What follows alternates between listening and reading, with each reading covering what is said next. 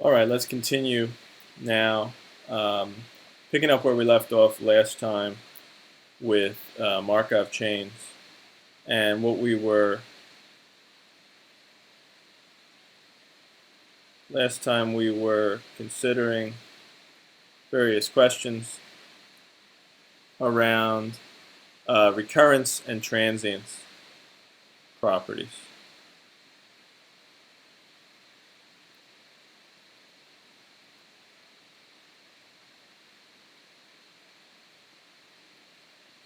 So just to recall,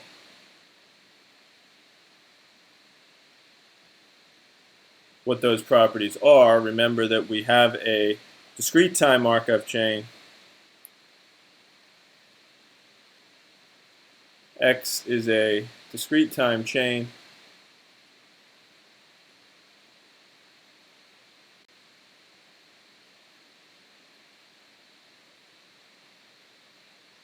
Time homogeneous.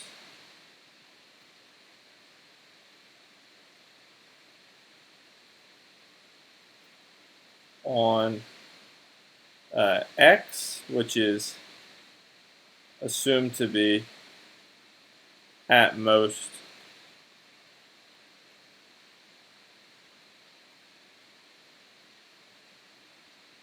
countable. And we define the first passage times, or the return times,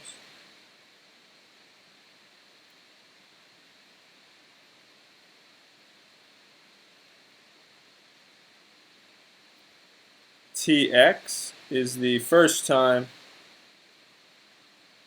at which the chain visits state X. The first time after time 1 that the chain visits X. So if the chain started in state X, this is its first return time. And we call a state X recurrent for the chain. And usually I'll omit this part. It's recurrent if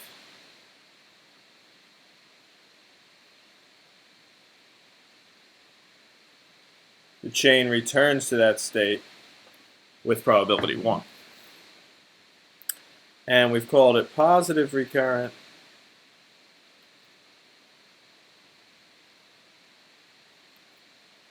if it's recurrent and the expected time of return is finite. Null recurrent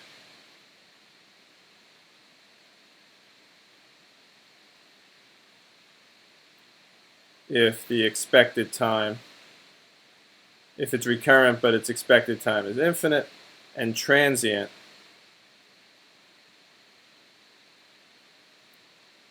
if there is some positive probability that the chain does not return. Okay. And recall that last time what we showed, one of the things that we showed was that for finite state chains, finite state irreducible chains have unique stationary distributions.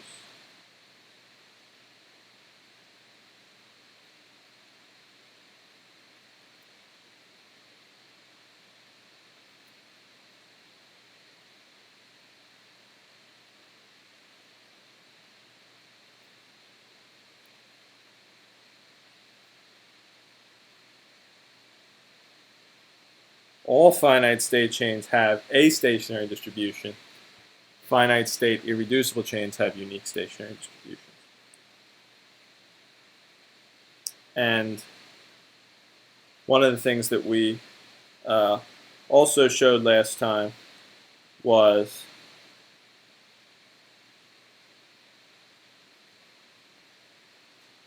that if X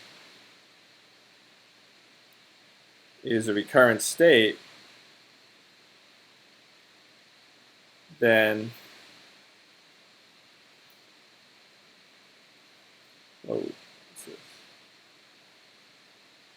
Okay. If X is a recurrent state,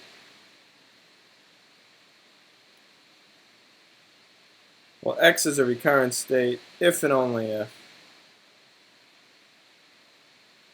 the chain visits that state infinitely often with probability 1, or the expected number of visits is infinite. Okay.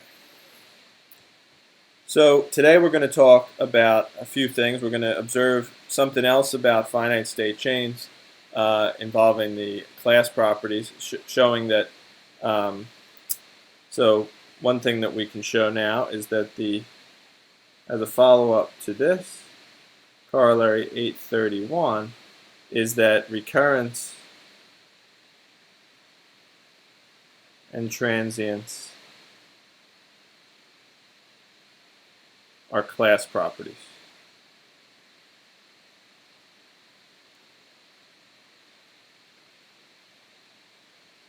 So remember what this means, that if X is recurrent and X and Y communicate, then Y is recurrent. And the same is true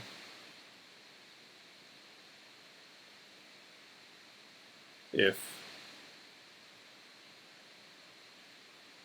X is transient. So intuitively what's happening here is if two states communicate, remember what that means is that there's a positive probability path from X to Y. So here's the state space, here's X, here's Y. There's some positive probability path to X, some positive probability path from X to Y, and then from Y back to X. So every time we visit Y, every time we visit X, there's a chance that we will visit Y, and every time we visit Y, there's a chance that we're going to visit X. So by what we just observed right here, if X is recurrent, then we're going to visit X infinitely many times. Every time we visit X, there's a chance we're going to visit Y, and since we get infinitely many shots at it, each having a positive probability, then we're going to also have infinitely many, we're also going to visit Y infinitely often with probability 1. So that's the intuition. Just to prove this, by assumption,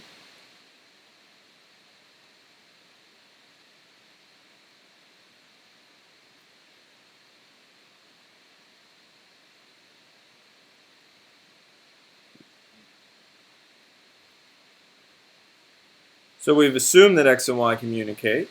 There exists a path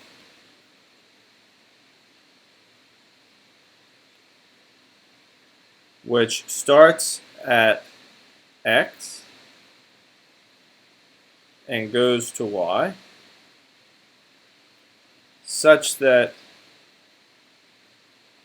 we can assume that all the states after the initial one are not X. Okay, so we assume that this path doesn't revisit X along the way. This can be assumed by, we can make use of the strong Markov property. This is just the Markov property. If we were to have a path that visited X along the way, we can obviously just ignore everything before the last return to X, and then we're going to have a positive probability path. And so this has probability. Let's call this path. There's a path X, call it bar, which I'm defining as this path here. This has probability, which is just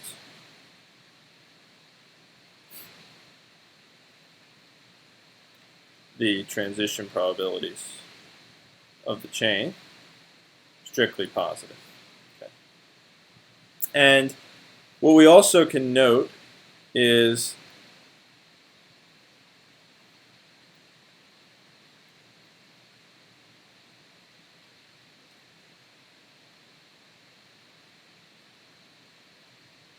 the number of times we visit the state y is at least the number of times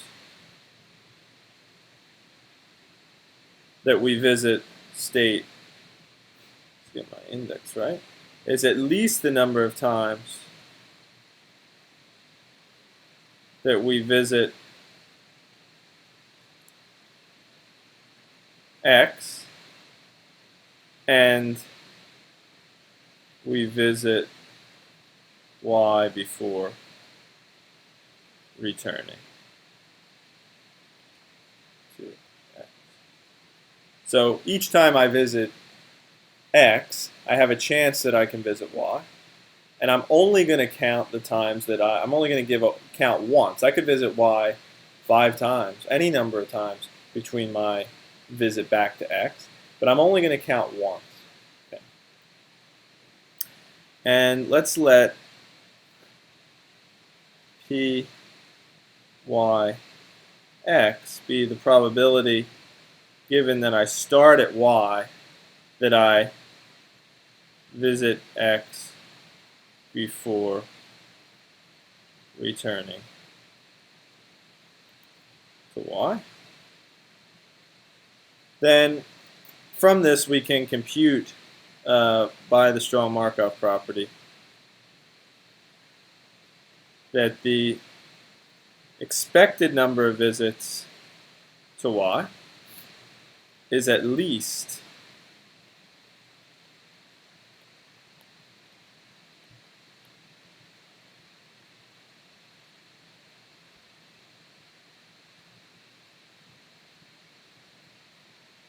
the expectation of this sum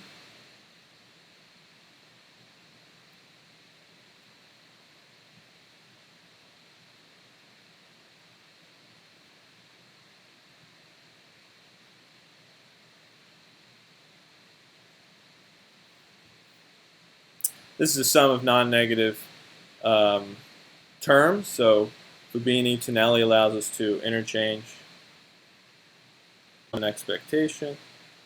We have an expectation of an indicator. This is the expectation of the event that the kth return is finite. And then conditional on that event, we ask what's the chance that we visit y before we visit y before returning to x.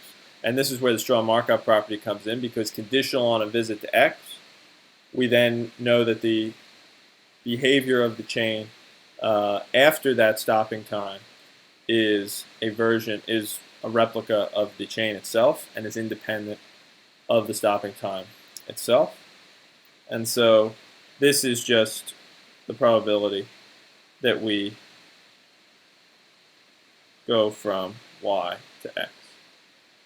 Okay? And we know that such a probability is positive because x and y are said to, we've assumed that x and y communicate.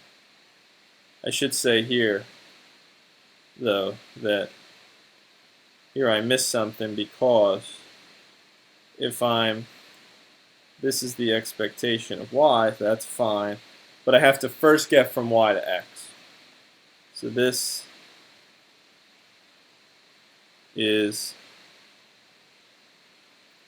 pyx, this is pxy, I'm sorry.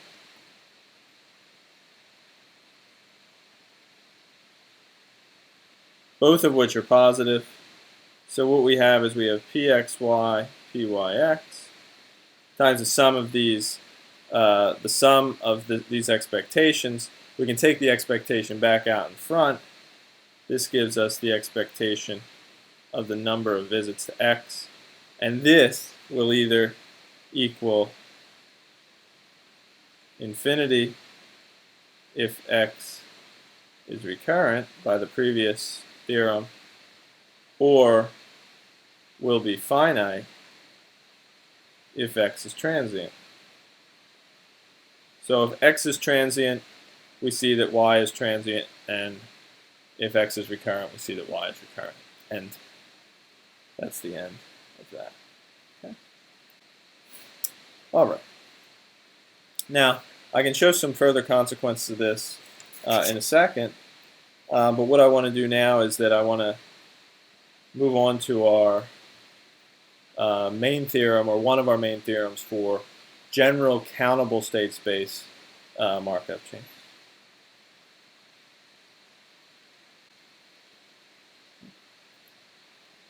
So the main theorem, so remember for finite state chains we showed that if the chain is irreducible it has a unique stationary distribution. In general that's not going to be the case for countable state chains, and an example of this would be simple random walk. So in the simple random walk on the integers we know that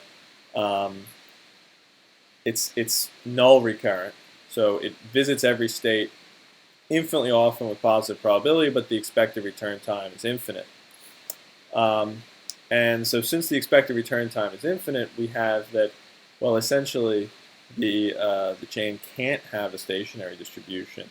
Intuitively, if we think of the stationary distribution as the proportion of the time that we spend in any given state, so the stationary probability of a given state is the long run amount of time we spend in that state, then if we're going to visit every state infinitely often, and there are infinitely many states, then we're not going to be able to spend a positive amount of time in any given state, or in all but finitely many of the states, if we want to have time to visit all the other states. That's some rough intuition. But the theorem that we're going to work towards here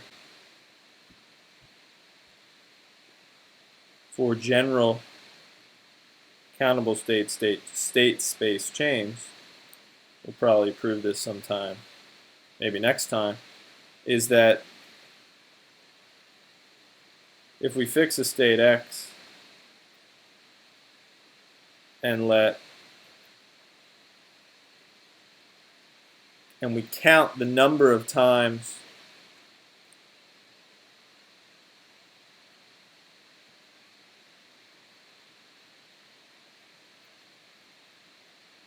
that the chain visits x up to time n. So this is the number of visits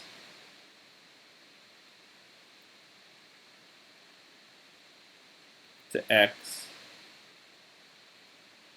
before time n.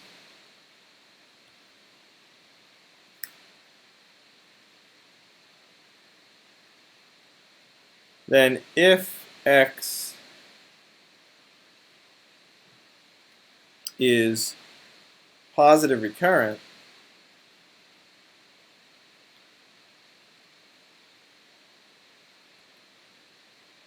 then there's going to be a unique stationary distribution, and we can actually express that stationary distribution in terms of the expected number of visits to a state. Then x has a unique stationary distribution.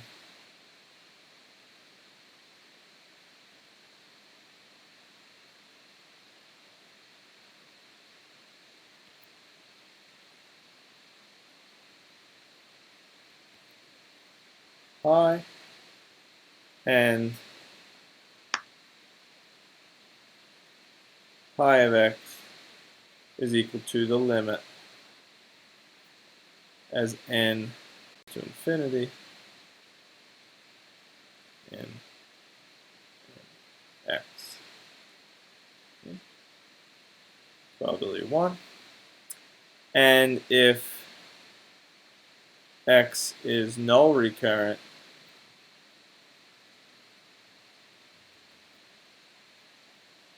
there's no stationary distribution.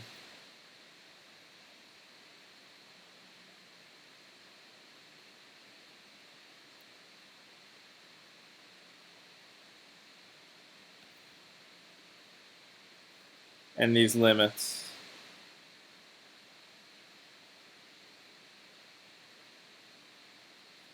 equals 0 with probability 1 for all x. Okay. And in either case, since the chain is assumed to be recurrent, it's going to visit all of the states infinitely often with probability 1. So just to give you an idea of the significance of this is what's related to the idea of, this is what generally gets classified, at least in this case here, this is what's generally classified as an ergodic chain. Because what this is saying is that what we're doing here is we're taking the average over time of how often we stay. So think about having this timeline here,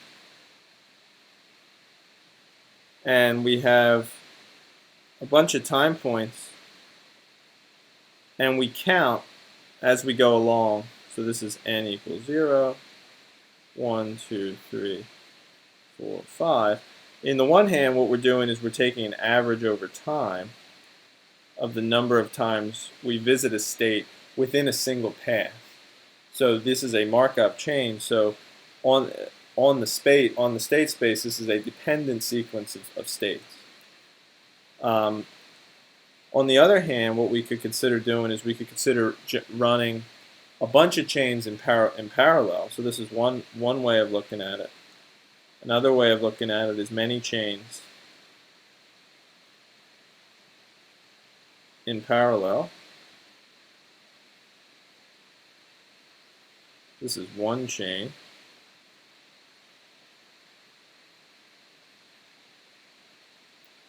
Over time, so it's a single path. Many chains in parallel. What we're doing is we're running many chains in parallel, all with which all take a certain value of the state space at each time, and we can look at the proportion of chains that are in a given state over the collection of these chains. And what it means for a chain to be ergodic is that these values, the proportion of chains that are in state X at some large time in this ensemble or this collection of chains, is the same as the average over time of how much time we actually spend in that state. Okay, so this is something that we're going to prove probably next time. Okay, but first what I want to do is go back to what we showed here, which was that we could compute we could actually show that something is recurrent just by computing the expected number of visits to a state and showing that it's infinite. And we can do an application of this in the case of the simple random walk. Okay, so this is theorem.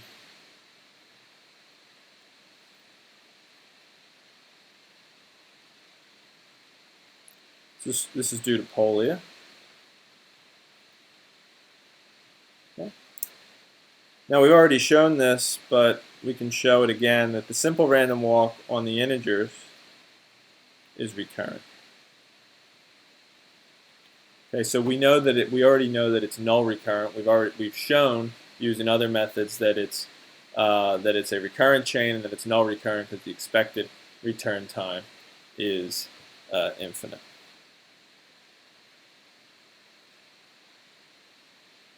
Now to prove this, what I want to do is I want to assume that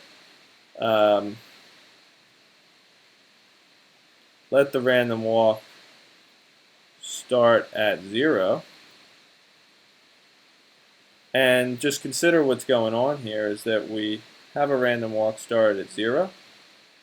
And what happens is that at each time, the process either goes up or down with probability of half.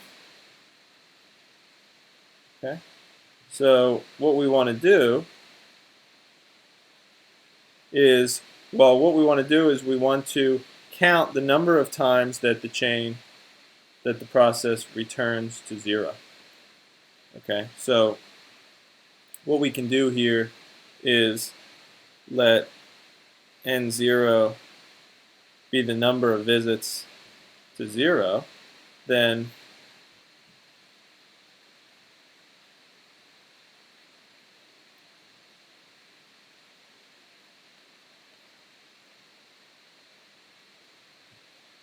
we can actually compute this just by definition. This is the sum from some overall states, some overall time points of whether or not the process is in state 0 at that time. So this is just counting. And what we would do is we would compute the we want to compute the expectation of this. Now the expectation of this is the expectation of a bunch of indicators. So it's the sum of the expectation. Sum of a bunch of expectations is the probability, okay, which we can express explicitly in this case because we know that the distribution of the location at any given time, since these are just independent coin tosses with probability of half, this is related to the binomial distribution, and in particular the probability that the chain is at 0 at a given time is just a binomial probability where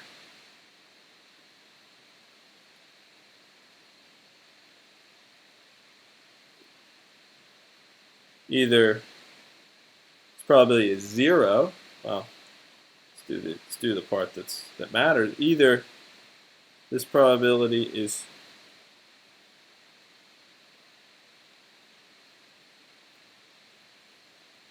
given by this quantity if n is an even integer and it's 0 otherwise. So what we have here, we know that if the random walk is going to be in state 0 at time 2m, that means it has to have gone up m times and down m times exactly. And so this is just the probability of that. And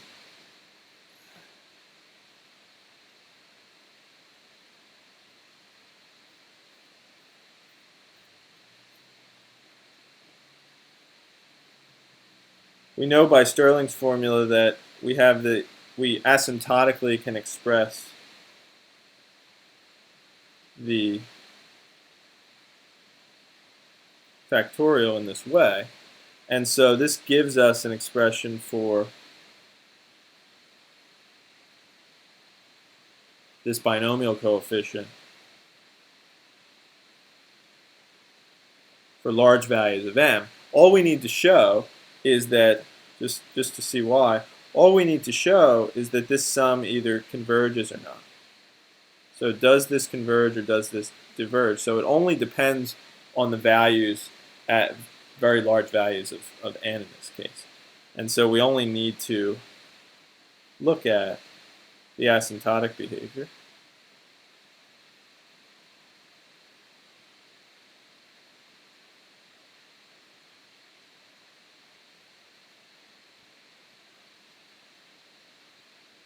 So we immediately get this, which simplifies very easily to 2 to the 2m over square root of pi m. Okay. And then that means that the terms of this sum here, the probability that x 2m equals 0 is asymptotic to 1 over the square root of pi m. And given that, we can show that the expected number of visits to 0 is like the sum of 1 over square root of pi m, and that of course diverges. And so this tells us that the chain is recurrent just by basic properties of convergent series. Okay. Oh. So using the same argument, you can actually use the same argument to prove that the random walk in 2 dimensions is recurrent and the random walk in dimensions 3 and above, simple random walk in dimensions 3 and above, is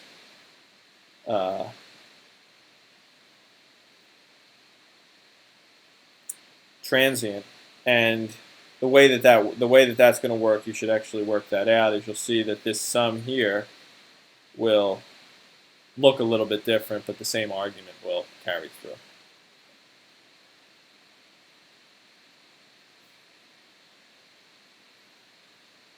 Okay. So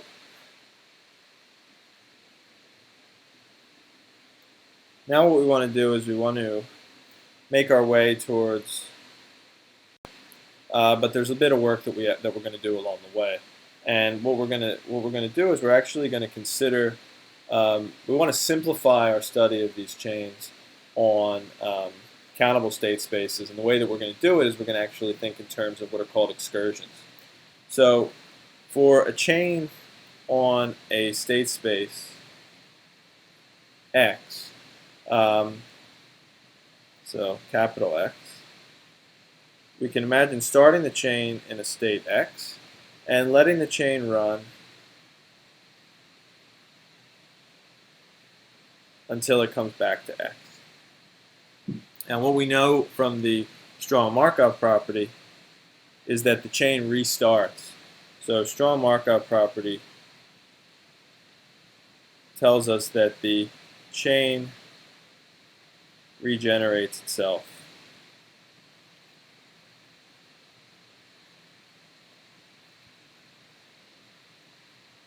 at each return to the initial state, in this case X. So what we want to do is we just want to keep track of, so another way to study this process is to actually keep track of what are called the excursions away from X. Okay? So given a chain X that is recurrent,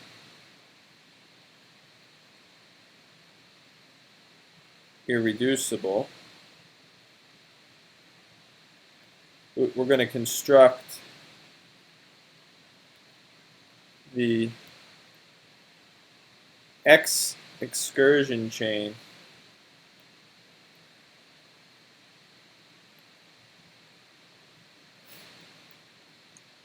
call it Y. You can call it Y, or I'm just going to call it Y with X understood. And the way that we do it is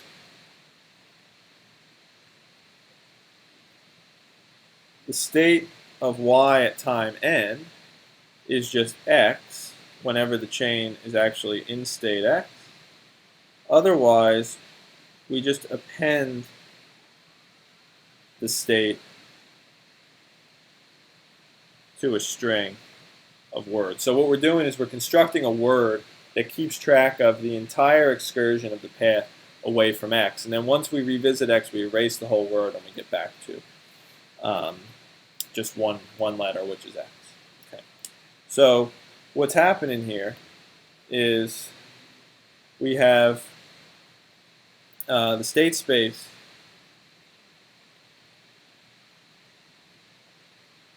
of Y, state space of Y is the space of words, say Y0, Y1 up to Ym, such that Y0 equals X and Yi is not equal to X for all I greater than or equal to 1. So this is what the state space is. And we can define the transition probabilities. Oh, Yi is not equal to X for all, and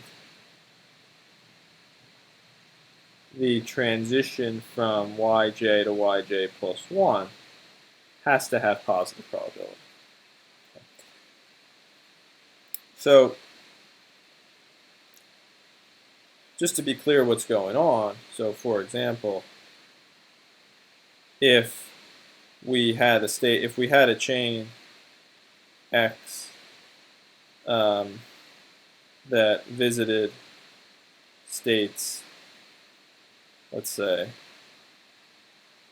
x equals 0, and then it goes to +1, +2, +1, 0. So if this was this is a sequence in the simple random walk. So simple random walk starts at 0, goes up, up, down, down. Then the excursion chain in this case is going to be y0 equals 0, y1 equals 0, 1, y2 equals 0, 1, 2.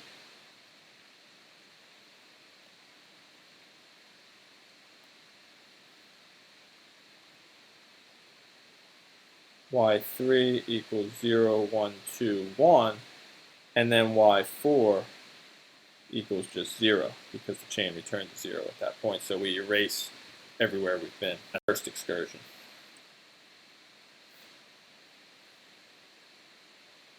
Okay. So we can write down the transition probabilities.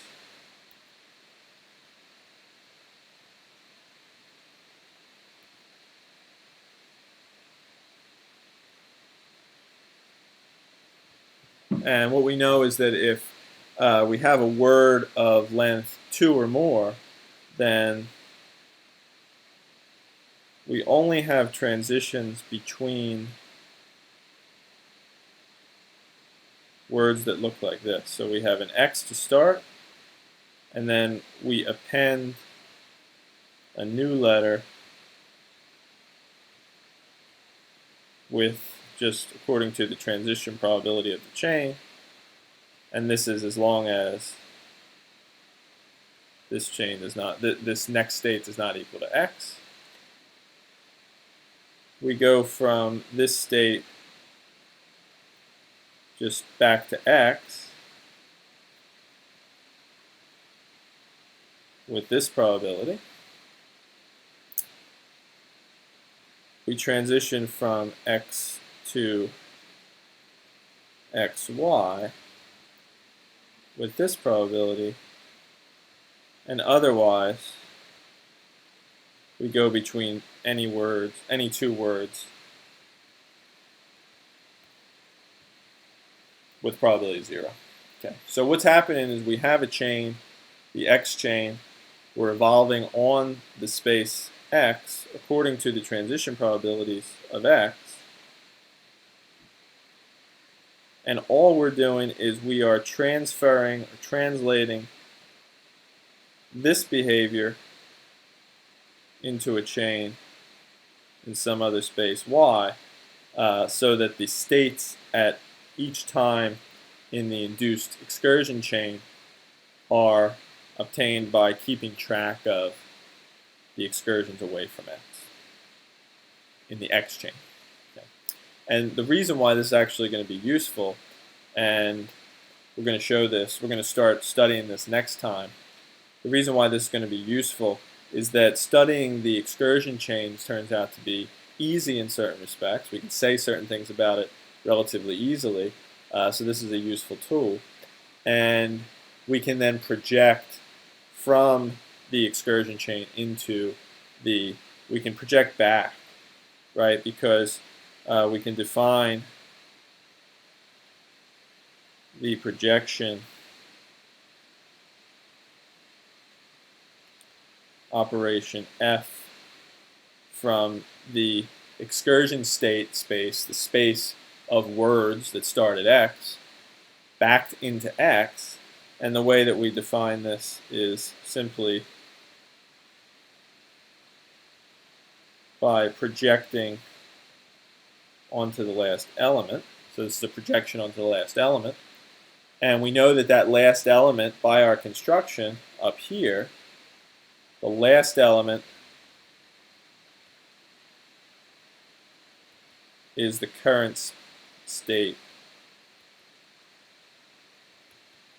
of X. And so it's actually an exercise or a fact that the projection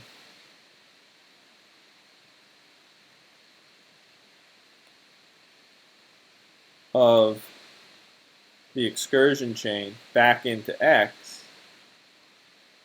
is a version of the original chain, X. Okay, so this is an exercise. And so just to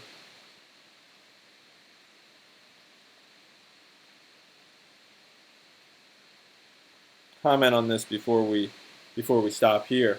In general, a function of a Markov chain is not a Markov chain. You'll have a homework.